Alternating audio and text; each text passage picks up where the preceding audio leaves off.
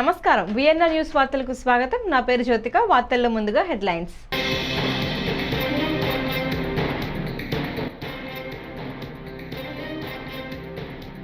ఆటోలో ప్రయాణించిన సీఎం చంద్రబాబు.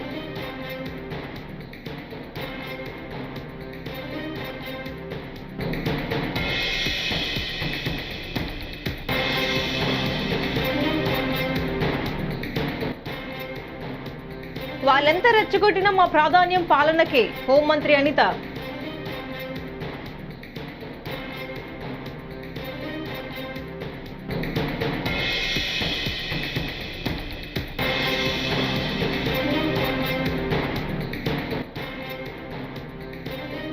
తన అవినీతిపై ప్రజల దృష్టి మళ్లించేందుకే లిక్కర్ స్కామ్, సజ్జల రామకృష్ణారెడ్డి.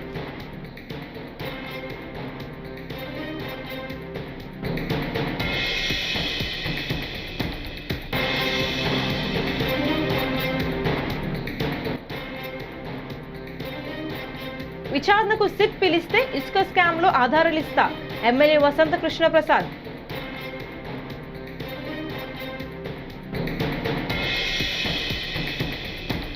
ఇక డీటెయిల్స్ చూస్తే, ఆంధ్రప్రదేశ్ ముఖ్యమంత్రి చంద్రబాబు ఆటోలో ప్రయాణించారు. కడప జిల్లాలో పర్యటిస్తున్న ఆయన లబ్ధిదారుల ఇంటికి వెళ్లి స్వయంగా పింఛన్లు పంపిణీ చేశారు. అనంతరం జమ్మలమడుగులో ప్రజావేదిక సభలో పాల్గొన్నారు. ఈ సందర్భంగా ఆయన హెలిప్యాడ్ నుంచి సభావేదిక వరకు ఆటోలో ప్రయాణించారు.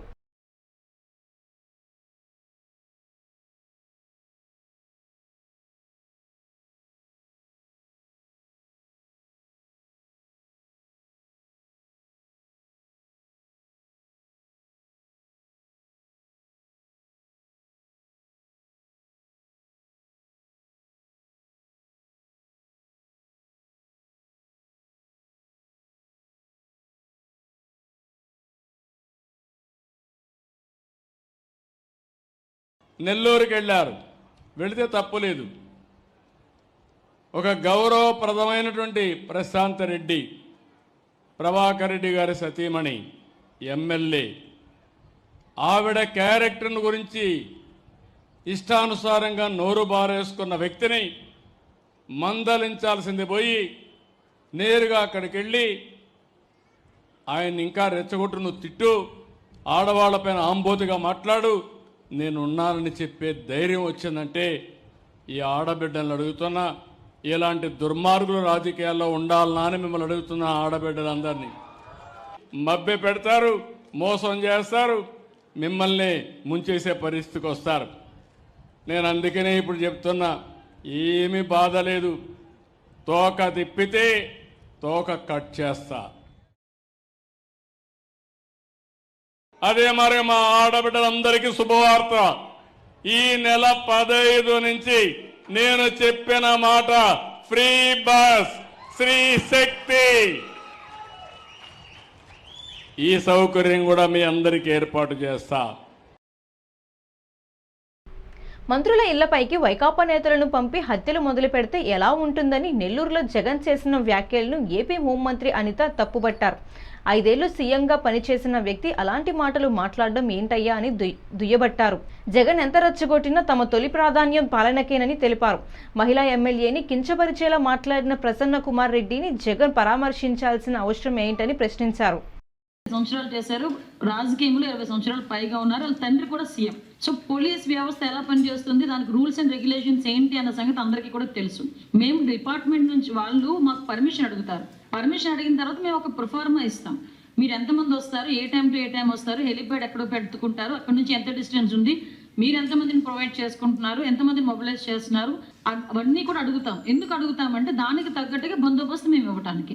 వాళ్ళు నిన్న మొన్న మాకు ఇచ్చిన లిస్ట్ ఏంటి, మేము ఎవరిని మొబిలైజ్ చేయట్లేదు, మేము కొంతమంది మాత్రమే వస్తున్నామని చెప్పి హెలిప్యాడ్ దగ్గర ఒక 100 మంది, అలా సంథింగ్ ఒక 100-200 మందిని పెట్టారు. సో మిగతా వాళ్ళందరూ మేము దానికి తగ్గట్టుగానే బందోబస్తు మేము రెడీ చేసుకోవాలి. సో అలా కాకుండా ఆ తర్వాత మాజీ మంత్రి బయటకు వచ్చి తల్లి రండి, పరిగెట్టుకుని రండి, అలా రండి, ఇలా రండి అని చెప్పేసి సినిమా స్లోగన్స్ ఇచ్చాడు ఆయన. ఒకవేళ మా ఇంటెలిజెన్స్ కూడా మాకు ఉంటుంది. సో ఎక్కడైనా ఏదైనా ఇబ్బంది ఎదుర్కొంటారో అటువంటిప్పుడు అనుకునేటప్పుడు ఆటోమేటిక్గా మా పని మేము చేసుకోవాలి. మరి జనాలు రాక నేను సాక్షి టీవీలో మార్పింగ్ చేసుకున్నారా? ఆ చిత్తూరు జిల్లా ఫుటేజెస్ అన్నింటినీ తీసుకొచ్చి అందులో మిక్స్ చేసుకున్నారా? మేము రాజకీయంగా మాట్లాడకుండా 1,000,000 మాట్లాడుకోవచ్చండి, అవన్నీ ఎందుకు? మా పని మేము చేసుకుంటున్నాం. ఒక్కటే అండి, ఆయన ప్రాంతం మారితే మాట మారిద్ది ఆయనకి. ఒక దగ్గర ఒక మాట్లాడతాడు, సేమ్ మాటను ఇంకొక దగ్గర దాన్ని క్యారీ ఫార్వర్డ్ చేయడు, అక్కడికి వెళ్ళేసరికి ఇంకో మాట మాట్లాడతాడు. అసలు నేను ప్రసన్న కుమార్ రెడ్డి ఇంటికి వెళ్ళాల్సిన అవసరం ఏమొచ్చింది? ప్రసన్న కుమార్ రెడ్డి గారి ఇంటికి వెళ్ళి అతను ఏం మెసేజ్ ఇద్దాం అనుకుంటున్నాడు మహిళలకి? ఈరోజు ఒక ఎంత నీచాతి నీచంగా చెల్లి వరుసైన ఒక ఎమ్మెల్యే గురించి మాట్లాడిన తర్వాత వాళ్ళ ఇంటికి వెళ్ళి పరామర్శిస్తూ ఉంటే ఏ టైప్ ఆఫ్ మెసేజ్ ఇస్తున్నారు? ఈరోజు అతని తల్లి ఆయన చెల్లి కూడా రోడ్డు మీదకు వచ్చి ఏడ్చే పరిస్థితులు ఉన్నాయి. నిజంగా ఆయన ఇలాంటి యాత్రలు ఏమైనా చేయాలి, ఓదార్పు యాత్రలు చేయాలంటే ముందు షర్మిలా గారి ఇంటికి వెళ్ళి ఓదార్పు యాత్ర చేయమనండి, ముందు వాళ్ళ అమ్మగారి ఇంటి దగ్గరికి వెళ్ళి ఓదార్పు యాత్ర చేయమనండి, వాళ్ళ ఇంటికి వెళ్ళి చూడమనండి, తర్వాత మిగతావన్నీ. వాళ్ళు రెచ్చగొట్టేటట్టు మాట్లాడుతున్నారు, మీకు అర్థం కావట్లేదు. మమ్మల్ని ఎంత రెచ్చగొడితే మేము దాని గురించి మాట్లాడతామేమో అనుకుంటున్నారు. మాకు అది కాదు. మేము వాళ్ళు రెచ్చగొట్టే పనులు చేసుకునేయండి, చట్టం తన పని దాన్ని చేసుకుని వెళ్ళిపోతుంటుంది. మేము చేయాలి అని చెప్పి మేము ప్రామిస్ చేసిన అదైతే ఉన్నాయో సంక్షేమ కార్యక్రమాలు, అభివృద్ధి కార్యక్రమాలు, వాటి మీద మేము ఎక్కువగా దృష్టి పెట్టాం. మాకు ఎదురుగా ఉన్నవి జగన్మోహన్ రెడ్డి బయటకు వచ్చి ఏదో సవాలు ఇస్తే సవాలు తీసుకోవడానికి అది కాదు. మాకు ఎదురుగా ప్రజలకి సేవ చేయాలి, ప్రజలకి జవాబుదారితనంగా మేము ఉన్నాము. ఓట్లేసి గెలిపించి 164 సీట్లు ఇచ్చారు ఎన్డీఏ కూటమికి. ఇలా మాట్లాడి ఇలా చేసినందుకే 11 సీట్లు తీసుకొచ్చి కూర్చోబెట్టారు. ఇంకా బుద్ధి రావట్లేదు జగన్మోహన్ రెడ్డికి. అది అక్కడ ఆ విషయం. తన అవినీతిపై ప్రజల దృష్టిని మళ్లించేందుకే సీఎం చంద్రబాబు లేని లిక్కర్ స్కామ్ ను సృష్టించాలని వైఎస్ఆర్సీపీ స్టేట్ కోఆర్డినేటర్ సజ్జల రామకృష్ణారెడ్డి మండిపడ్డారు. విజయవాడలోని ఏసీబీ కోర్టు బయట మీడియాతో మాట్లాడుతూ కట్టుకథలు, పిట్టకథలతో లిక్కర్ స్కామ్ దర్యాప్తును రోజుకో మలుపు తిప్పుతున్నారని ఆగ్రహం వ్యక్తం చేశారు. ఎంత అడ్డగోలుగా ఈ కేసును నడుపుతుంది అనే విషయం అందరూ గమనిస్తూనే ఉన్నారు. అడ్డగోలుగా ఎందుకు అంటున్నానంటే, నేను లాస్ట్ టైం కూడా ఇక్కడే చెప్పాను, మూలం లేదు ఇక్కడ, స్కామ్ ఎక్కడనేది తెలియట్లా. ఊడలు మెయిన్ స్కామ్కు బేస్ అయిందనే తెలియట్లే. ఊడలు మహావృక్షాల మాదిరి, అంటే పిట్టకథలు పెద్ద కథల కింద తయారవుతున్నాయి. అది ఒక రోజు ఒక పిట్టకథ, ఒకరోజు అది గల్ఫ్లో పుడుతుంది, ఒకరోజు ఆఫ్రికాలో పుడుతుంది, ఒకరోజు హైదరాబాద్ శివార్లలో పుడుతుంది, ఒకరోజు ఎక్కడో బిల్డింగ్ కన్స్ట్రక్షన్లో ఉంటుంది, ఒకరోజు ఎన్నికల్లో ఖర్చు అయిపోతుంది. ఈ స్కామ్ నుంచి వచ్చినవన్నీ కూడా ఇన్ని రకాలుగా 3,500 అనేవి తెలిసి 3,500 కోట్లని తెలిసి ఒక 35-40 వేల కోట్లకు సంబంధించిన లెక్కలు చెప్తున్నారు. ఇంత చేసి ఎక్కడ స్కామ్ ఎక్కడంటే దానికి సమాధానం చెప్పలేకపోతున్నారు, ఎందుకంటే లేదు కాబట్టి. దీని ద్వారా ఏం బెనిఫిట్ అవుతున్నారా అంటే, తమ వైఫల్యాలను నుంచి తప్పించుకోవడానికి, ప్రజలకు ఆన్సర్ ఇవ్వాల్సిన పరిస్థితి నుంచి తప్పించుకునే ప్రయత్నం చేస్తున్నారు. అందుకే వాళ్ళ మీడియా చూసినా ఇక్కడ కూడా ఉన్నట్టున్నాయి, వాళ్ళ టీవీలు చూసినా, ముద్దుగా మనం ఎల్లో మీడియా అని పిలుచుకునే టీవీ ఛానళ్ళు, పేపర్లు చూసినా ఇవే బ్యానర్లు కనపడుతుంటాయి. పథకాల గురించి ఉండదు, పథకాలు ఎందుకు చేయలేకపోయామనేది ఉండదు, లేదా మేము ఇచ్చిన హామీ నుంచి తప్పించుకుంటున్నారు అని జనం నిలదీస్తున్న దానికి ఆన్సర్ ఉండదు. ఇవే కనపడుతుంటాయి. ఇంకో పక్క జగన్మోహన్ రెడ్డి గారు ప్రతిపక్ష నాయకుడిగా ప్రజల్లోకి వెళ్లకుండా ప్రజల్ని ఎట్లా కట్టడి చేయాలనే విషయం మీద రెండో దృష్టి. మూడవది, వీటన్నిటిని మరిపించడానికి ఈయన వారానికి 3 రోజులు ఢిల్లీలోనో హైదరాబాద్లోనో 3-4 రోజులు ఇక్కడ ఉంటే ఆయన విజన్ 2070 గురించో 3010 గురించో చంద్రబాబు నాయుడు గారు అధికారులతో రివ్యూలు. ఇంక ఇది చాలదని ఇప్పుడు సింగపూర్, బహుశా రేపు యూరప్, యుఎస్ కూడా వెళ్తారు. మరి చైనాలో పెద్ద అంత దృష్టి ఉన్నట్లేదు, జపాన్ అంతకుముందు ట్రై చేసినా అయినట్లే, ఇటుపక్క ట్రంప్ దగ్గర కూడా పోతారేమో తెలియదు. ఏతావేత ఇప్పుడు రాష్ట్రంలో ఏముందయా అంటే, ఒక ఈసీఎం ఉన్నాడు, 2 డీసీఎంలు ఉన్నారు. ఈసీఎం అంటే ఎక్స్టర్నల్ సీఎం చంద్రబాబు నాయుడు గారు, 2 డీసీఎంలు, ఒకరు డిప్యూటీ సీఎం పవన్ కళ్యాణ్, ఇంకో డిఫాక్టో సీఎం లోకేష్. వీళ్ళు ఎవ్వరు ప్రజలకు జవాబుదారీతనం తీసుకునే పరిస్థితిలో లేరు, తీసుకోవాలని కూడా వాళ్ళు అనుకోవట్లే. ఎందుకంటే ఈ 4 ఏళ్ళు ఏం జరగదులే, మేమే ఉంటాం, ఆ తర్వాత ఎలాగో ఇది లాస్ట్ చాప్టర్, క్లోజ్డ్ చాప్టర్ అయిపోతుంది. సో ఇక్కడికి సంబంధించినంతవరకు ఎట్లున్నా కూడా ఎవరికి ఆన్సర్ ఇవ్వాల్సిన పరిస్థితి అనే దాంట్లో ఉన్నట్టున్నారు. ఇది ఈరోజు రాష్ట్రం. ఎగువ ప్రాంతాల నుంచి భారీగా వరద కారణంగా విజయవాడలోని ప్రకాశం బ్యారేజ్ వద్ద కృష్ణానది ప్రవాహం కొనసాగుతుంది. ఇవాళ 2,18,771 క్యూసెక్కుల వరద నీరు చేరడంతో ప్రస్తుతం బ్యారేజీ నీటి మట్టం 12 అడుగులకు చేరుకుంది. 5 అడుగుల మేర 30, 4 అడుగుల మేర 40 గేట్లను పైకి ఎత్తి నీటిని సముద్రంలోకి వదులుతున్నారు. కృష్ణా జలాలు ఉరకలెత్తుతూ సముద్రం వైపు పరుగులు తీస్తున్నాయి.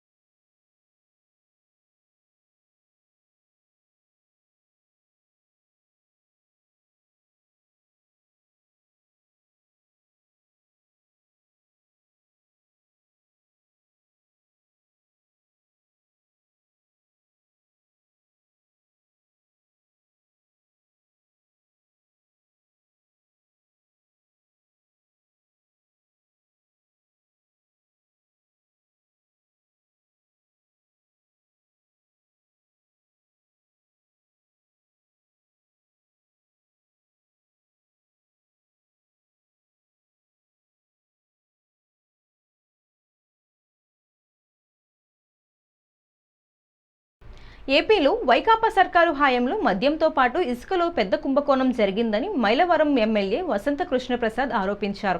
సిట్ తనను విచారణకు పిలిస్తే అందుకు సంబంధించిన ఆధారాలను అందిస్తానని చెప్పారు.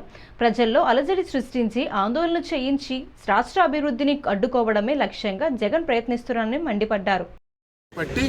ప్రజల్లో అలజడి సృష్టించి ఆందోళనలు చేయించి ఈ రాష్ట్రాన్ని ఆర్థికంగా అభివృద్ధి పరంగా ముందుకెళ్లకుండా అడ్డుకునే లక్ష్యంతో జగన్మోహన్ రెడ్డి గారు ప్రయత్నం చేస్తూ ఉన్నారు. ఆయన పరామర్శల పేరుతో దొమ్మిలు చేస్తున్నారు, రెచ్చగొడుతున్నారు తప్పితే ఏ ఒక్కళ్ళని నిజమైన పరామర్శకి వెళ్ళట్లేదు. ఆయన నిజమైన పరామర్శ కావాలంటే ఆ కుటుంబాన్ని ఒక్కళ్ళు ఆయన దగ్గర తీసుకొచ్చి 1 గంట సేపు 2 గంటల సేపు కూర్చోబెట్టుకొని వాళ్ళతో సంభాషించవచ్చు.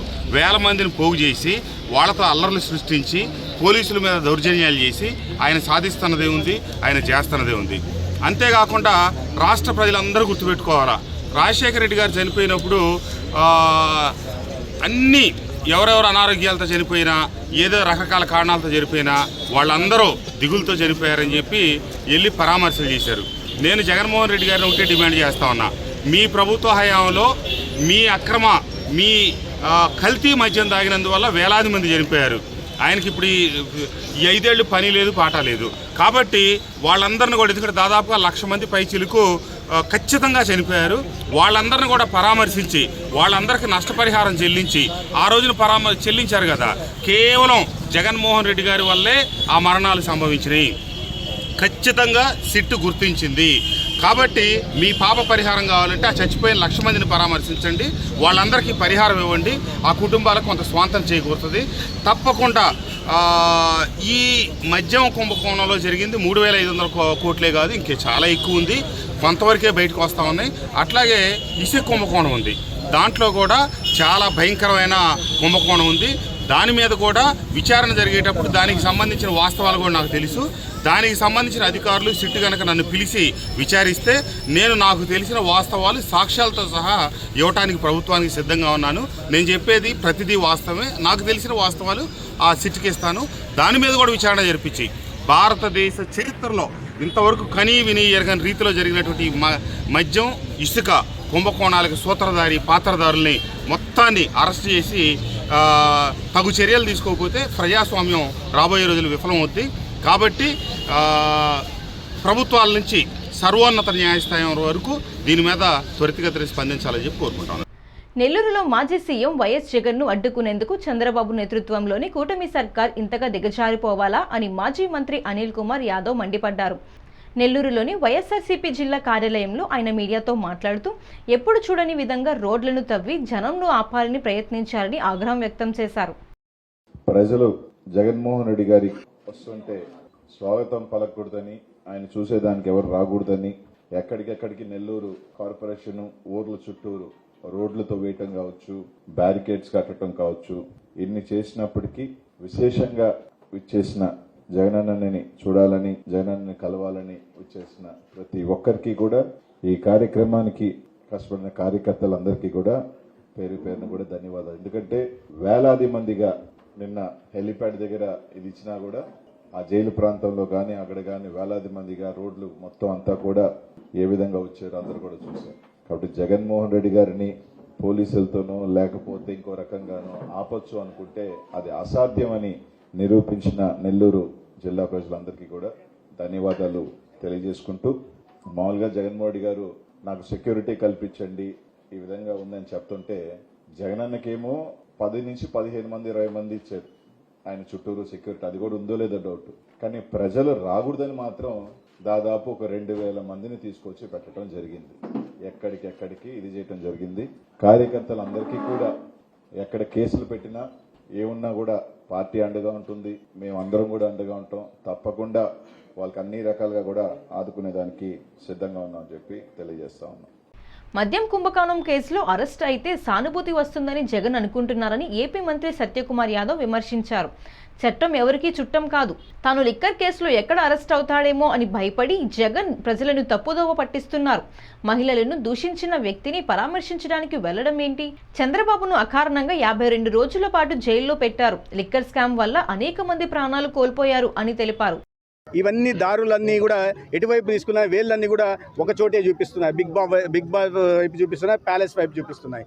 దాంట్లో భాగంగానే ఇవాళ పరామర్శకు వెళ్తూ నాకు ఒక్కటే అర్థం కాని విషయం ఏంటంటే, పరామర్శకు ఎవరైనా ఇబ్బందుల్లో ఉన్న వాళ్ళని వెళ్తాం, దౌర్జన్యాలు చేసి జైల్లో ఉన్న వాళ్ళని, కబ్జాలు చేసిన వాళ్ళని, లేకుంటే మహిళల్ని చాలా అమానవీయంగా దూషించిన వాళ్ళని పరామర్శకు వెళ్తున్నాడంటే, అటు నేను గత మాజీ ముఖ్యమంత్రి ఏ రకమైన ఆలోచన దూరంలో ఉన్నారో మనకు అర్థమవుతా ఉంది. పైగా ఆయన 6 సార్లు ఎమ్మెల్యేగా ఉన్నారు, ఆయన అరెస్ట్ చేస్తారా? లేదా 5 సార్లు ఎమ్మెల్యేగా ఉన్నారు, అరెస్ట్ చేస్తారా? గతంలో మంత్రిగా పనిచేశారు, అరెస్ట్ చేస్తారా అని ఒక వితండవాదం చేస్తున్నారు. మీరు తప్పులు చేసి, కబ్జాలు చేసి, దౌర్జన్యాలు చేసి, మారణోమాలు సృష్టించి, భౌతిక దాడులకు పాల్పడితే దానికి 6 సంవత్సరాలు ఎమ్మెల్యే ఉంటే ఏమి, 6 సార్లు ఎమ్మెల్యే ఉంటే ఏమి? ఎవరైనా నేరస్తుడే చట్టం దృష్టిలో. తద్వారా ఆయన ఏం చెప్పి సమాజానికి మెసేజ్ ఇస్తున్నాడంటే, ఇన్ని సంవత్సరాలు ఎమ్మెల్యేలుగా ప్రజాప్రతినిధులుగా ఉంటే వాళ్ళని అరెస్ట్ చేయకూడదని ఒక కొత్త వాదన తీసుకొచ్చారు. అటువంటిది ఏం లేదు. ఆయన గతంలో ముఖ్యమంత్రులు చేసిన మధు కోడాలు జైలుకి వెళ్ళారు, మీరు కూడా ఎంపీగా ఉండి జైలుకి వెళ్ళారన్న విషయాన్ని ఒకసారి గుర్తుపెట్టుకోవాలా. అదే సమయంలో మరి ఇటువంటి వితండవాదం చేస్తున్న మీరు పవన్ కళ్యాణ్ గారిని ఏ రకంగా ఇబ్బంది పెట్టారు గుర్తులేదా? ఏ రకంగా 53 రోజుల పాటు ముఖ్యమంత్రి, 14 సంవత్సరాల పాటు ముఖ్యమంత్రిగా పనిచేసిన చంద్రబాబు నాయుడు గారిని 9 సార్లు ఎమ్మెల్యేగా గెలిచిన అకారణంగా ఎటువంటి ఆధారాలు లేకుండా అరెస్ట్ చేయలేదా? అచ్చెన్నాయుడు గారిని భౌతికంగా వారి మీద దాడులు పాల్పడలేదా? కుల్లు రవీంద్ర గారిని జైల్లో పెట్టలేదా? లేకపోతే ధూళిపల్ల నరేంద్ర గారిని పెట్టలేదు? ఎవరిని పెట్టలేదు చెప్పండి? ఎవరి మీద దాడులు చేయలేదు చెప్పండి? ఏంటంటే ఇవన్నీ దారులు తన వైపే వస్తున్నాయి. ఈ మద్యం కేసులో తన వైపు వస్తుంది. తను ఎక్కడ అరెస్ట్ అవుతానన్న భయంతో ఈ రకంగా జగన్మోహన్ రెడ్డి గారు వితండవాదం చేస్తూ ప్రజల్ని ఒక కన్ఫ్యూజన్లోకి నెట్టేసే ప్రయత్నం చేసి తద్వారా ఏమైనా సానుభూతి లభిస్తుందేమో అని చూశారు. కొన్ని వేల మంది ప్రాణాలతో మీ మద్యం కోసం, మీ ధనార్జన కోసం మీరు చేసిన ఈ మద్యం స్కామ్ కారణంగా ఇవాళ అనేక ఆత్మలు ఘోషిస్తున్నాయి. జగన్మోహన్ రెడ్డి గారు, మీరు విషయం గుర్తుపెట్టుకోవాల్సింది, ఇవాళ అనేక మంది మంచానికి పరిమితమయ్యారన్న విషయాన్ని గుర్తు చేసుకోవాలి. వారి ఇవన్నీ ప్రజలు గతంలో మీరు చెప్పినట్టుగా మాయమాటలు నమ్మే ప్రసక్తి లేదు. ఇటువంటి మళ్ళీ నమ్మి మోసపోయే విధంగా కూడా వారు దీంట్లో కూడా లేరు. హుకుంపేట మండలం చెర్రకొండ పంచాయతీ పరిధిలోని డిర్రపల్లి గ్రామ ప్రజలు రోడ్డు సదుపాయం లేక తీవ్రమైన ఇబ్బందులు ఎదుర్కొంటున్నారు. గ్రామానికి వెళ్లాలంటే పెద్దగడ్డ దాటి వెళ్లాల్సి రావడం, వర్షాకాలంలో గడ్డ పెరిగిపోవడంతో రాకపోకలు పూర్తిగా నిలిచిపోతున్నాయి. అనారోగ్యంతో భయపడుతున్నారు. ఆసుపత్రికి చేరలేక అగచాట్లకు గురవుతున్నారు. అనారోగ్యంతో బాధపడుతున్నారు. ఆసుపత్రికి చేరలేక అగచాట్లకు గురవుతున్నారు. గ్రామస్తులు తమ గ్రామానికి రహదారి మంజూరు చేసి ప్రభుత్వం ఆదుకోవాలని కోరుకున్నారు. మా సమస్యలు చెప్తున్నాం సార్. గ్రామ సమస్యలు మా జిల్లా అల్లూరి సీతారామరాజు జిల్లా, ఉకుంపేట మండలము, జరకొండ పంచాయతీ. మా గ్రామము డిర్రపల్లి గ్రామము. దీనికి వచ్చి ప్రభుత్వము ఇప్పటికీ ఏదైనా మాకు సరికారం చేయట్లేదు. దీనికి రోడ్డు సదుపాయాలు లేక చాలా ఇబ్బందులు గురిపడుతున్నాము. మాకు పెద్ద పెద్ద వాగులు ఉన్నాయి, నీళ్ళు వచ్చే అవకాశాలు ఉంది కనుక దానికి బ్రిడ్జి ఇస్తారని, రోడ్డు ఇచ్చిన తర్వాత బ్రిడ్జి కూడా కావాలి మాకు. వర్షాకాలం అయితే ఎటు వెళ్ళని పరిస్థితి, చాలా దారుణమైన పరిస్థితి. ఇంత అడవి ప్రాంతాల్లో ఉన్నాము, మాది చిన్న పల్లెటూరు గ్రామాలు. అందుకని మార్కెట్కి వెళ్ళాలైనా ఎక్కడ వెళ్ళాలైనా చాలా దారుణంగా పరిస్థితి. రోడ్డు మాకు కావాలని, ప్రభుత్వం వాళ్ళు సంధిస్తారని, మాకు ఏదైనా పరిష్కరిస్తారని మేము కోరుతున్నాం. మరి జబ్బులు ఎటువంటి ఆరోగ్య పరిస్థితి అయితే చాలా దారుణంగా, ఇంతకు ముందైతే మరి డోలు మూతలు కట్టుకుంటూ ఇక్కడ నుండి మోసుకెళ్ళాలైతే ఎంతోమంది చనిపోయారు, ఎంతోమంది మరణించారు. ఆరోగ్యం లేక మలేరియా, టైఫాయిడ్ జ్వరాలు ఎటువంటిది వస్తే వెంటనే ఇంకా చనిపోవడమే కానీ మేము హాస్పిటల్కి వెళ్ళని పరిస్థితి. వర్షాకాలం అయితే గడ్డలు దాటలేము, అంత ఇబ్బందికరంగా ఉన్నది మా గ్రామ పరిష్కారము. గుంటూరు మున్సిపల్ కార్పొరేషన్ నగర అభివృద్ధిపై మంత్రి పెమ్మసాని చంద్రశేఖర్ శుక్రవారం నాడు సమీక్ష సమావేశం నిర్వహించారు. ఈ సందర్భంగా ఆయన మీడియాతో మాట్లాడుతూ ప్రతి 3 వారాలకు ఒకసారి గుంటూరు పార్లమెంట్ నియోజకవర్గంలో జరిగిన అభివృద్ధిపై సమీక్ష నిర్వహిస్తామని, అందులో భాగంగానే ఈ రోజు ఈ కార్యక్రమాన్ని నిర్వహించామని తెలిపారు. అభివృద్ధిపై అధికారులకు తగు సూచనలు ఇచ్చామని సందర్భంగా చెప్పారు. పార్లమెంట్ ఏరియాలో ఎవ్రీ 3 to 4 వీక్స్కి ఓవరాల్గా జరిగే వర్క్స్ అన్నిటి మీద ఎమ్మెల్యేలు, కమిషనర్ గారు, మేయర్ గారు అందరం కూర్చొని రివ్యూ చేసుకుంటాం. సమస్యలన్నీ డిస్కస్ చేసి డిపార్ట్మెంట్లన్నింటినీ కోఆర్డినేట్ చేసుకొని ఎక్కడెక్కడ ఇష్యూస్ ఉన్నాయి వాటన్నిటిని ఫిక్స్ చేసుకొని వర్కులన్నీ ఒక పద్ధతి ప్రకారం, టైం ప్రకారం వెళ్లే విధంగా ప్లాన్ చేసుకుంటాం. అందులో పార్టీ ఈ రోజున 1 by 1 తీసుకుంటే శంకర విలాస్ బ్రిడ్జ్ మీరు చూస్తూ ఉంటే 2 పిల్లర్ల వరకు కాంక్రీట్ అయిపోతుంది ఒక 2-3 డేస్లో. అరౌండ్ August 9th తర్వాత కంప్లీట్గా ఈ బ్రిడ్జిని ఆపేయాలనేటువంటి ఒక ప్లాను. 9th నుంచి అది డెమాలిషన్ చేసి మిగిలిన పిల్లర్స్ వర్క్ స్టార్ట్ చేస్తాం.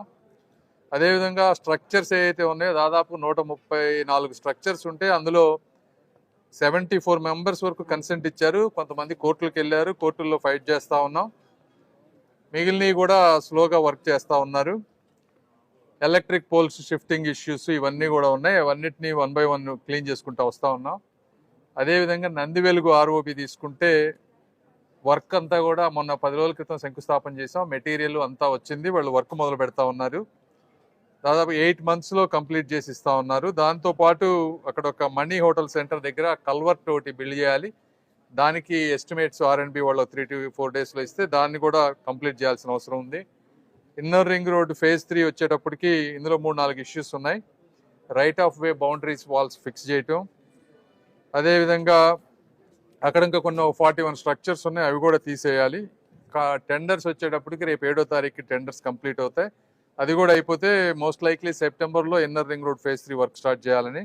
తర్వాత మల్టిపుల్ రోడ్డు డెవలప్మెంట్ ఉన్నాయి. ఇవేంటి Sharada colony road, Brodipet road, Nehru Nagar, ఇవన్నీ ఉన్నాయి మల్టిపుల్ రోడ్స్. వాటన్నిటి గురించి కూడా డిస్కస్ చేసాం.